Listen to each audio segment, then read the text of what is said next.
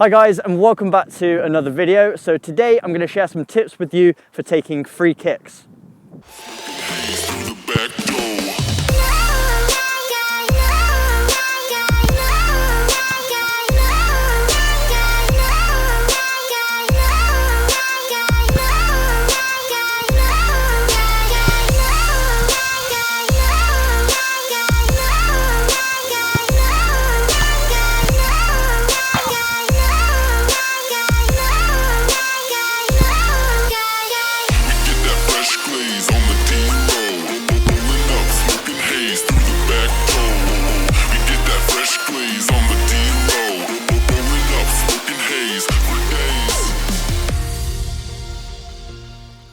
So games are often won and lost on direct free kicks. So if you can be a consistent kicker, you're going to be a very valuable player to your team. So here are my tips for taking a good direct free kick. So first thing we need to recognize is where the goalie is positioned and where the wall is positioned. Typically a goalkeeper will set up his wall on the side that you're taking the kick from. You'll very rarely see an open lane right in front of the ball. So in front of the ball is where the wall stands, and then the goalie typically covers the exposed side that would be open. So to get more accuracy, what I like to do is almost forget about the goal in a way and just think about the wall here. So instead of aiming for a section of the goal, I aim just above the wall. So I aim right about here. And what that does is it changes a 25-30 yard shot into a 10-yard shot, because you're always 10 yards away from the wall when you set up a free kick. That's how many yards the referees mark out.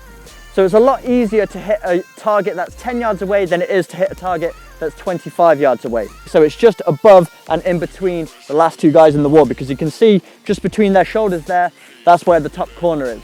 So let's first talk about the run up. And this can be different depending on the player, but what I like to do is I take about 4 steps back, about 45 degrees from the goal. So about 4 steps back, and then as I approach the ball, I'm not sprinting onto the ball, but it's just almost like a fast walk. And then it builds momentum as I get closer to the ball.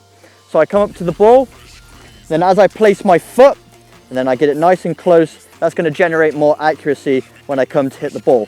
The closer your foot is to the ball, your planted foot, the more chance you're going to hit that area of the ball that you're looking for. So now let's talk about the area of the ball we want to hit, and I always go for this lower right hand quarter here. So if we split the ball into 4 like this, we're going on this bottom right hand side. That's going to allow us to get underneath the ball. That's going to allow the ball to get up in the air. And it's also going to allow the ball to travel from right to left as well when we wrap our foot around it.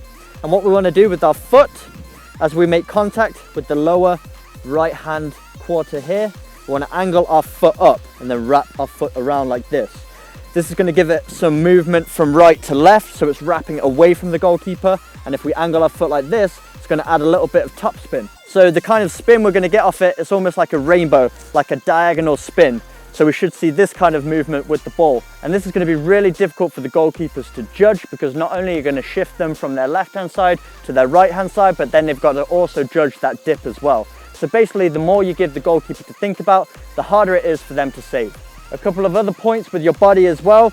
As you're planting that foot down, we've got a slight bend in the knee for balance. Also, to aid your balance, I like to have my arm out like this.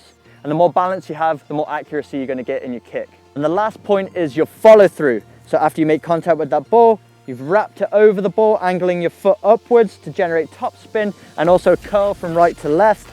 You also want to let your foot sort of make that curling action.